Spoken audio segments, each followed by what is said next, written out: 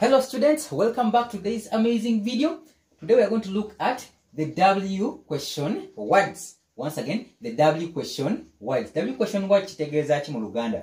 Bino ebibuuzo oba ebigambo bye tukozesa mu Luzungu nga tubuuza ebibuuzo naye nga bitandisa ne letter W. In English, we refer to them as the W question words. The W question words are referred to as the W question words because they start with letter W and they are commonly used whenever we are asking questions. So oinokuba ngobimanyi bino ebigambo. Okay. They include what in Luganda kiyinza okuba kiki oba eki nga tugenda okulaba mu examples. So what is kiki or eki mu Luganda? Where in Luganda is ewa oba obuuza wa obuuza kifo. Where ewa oba wa mu Luganda. Who. So who is used when we are asking about a person. So who in Luganda is ani. Repeat that. Ani. Who. Whose is chani oba yani. Nga twagala kubuuza kintu chani. We use whose in English. We have when, a common word. When in Luganda is di. D over a D. Most people use D. Okay, let's look at each in detail. Katulabe examples. Who asks about a person.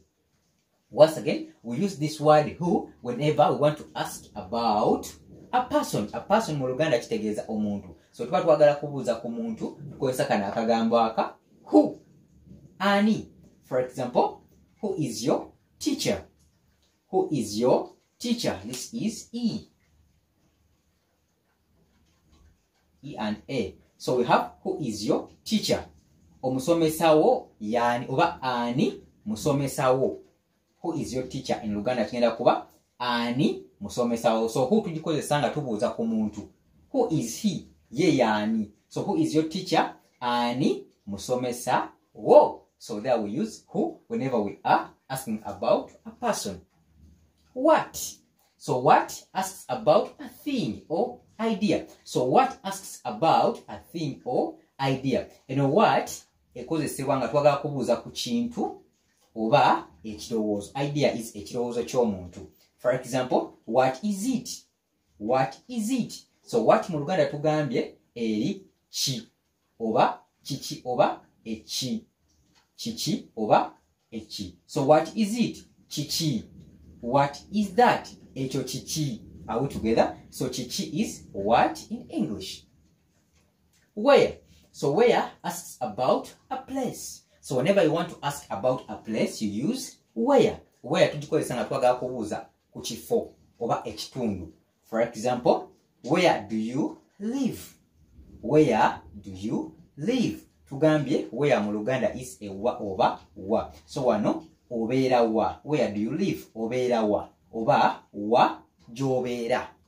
Ndoza tukategedde ako. Where tugikozesa nga tubuuza ku kifo oba ekitundu kyagala okumanya. Where do you live? Obeera wa oba ewa gy'obeera. Good. When. Tugambye when tugikozesa nga twagala kubuuza ku budde. So when asks about time ng'oyagala kumanya ku budde. For example, when is your birthday? When is your birthday? Amazaalibwa ago galiyo ddi. Amazaalibwa ago galiyo ddi. Okozesa when ng'oyagala kumanya ku budde. Asks about time. When is your birthday? Amazaalibwa ago galiyo ddi.